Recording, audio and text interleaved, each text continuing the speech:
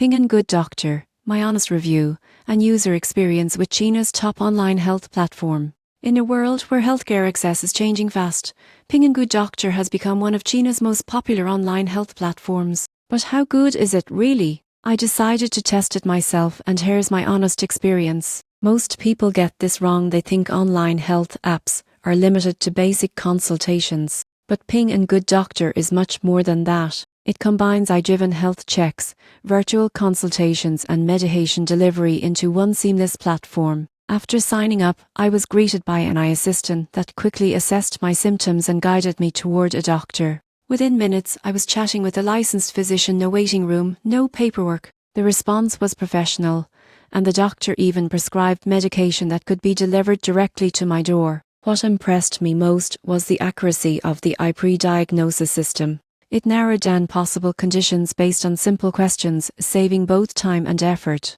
The app also includes health tracking, wellness articles, and an online pharmacy. For chronic patients or people living in remote areas, this accessibility is life-changing. The only downside is that the service mainly caters to users in China, and the English interface can feel limited. But for local users, it's incredibly efficient. In conclusion, Ping and Good Doctor is redefining telemedicine in Asia.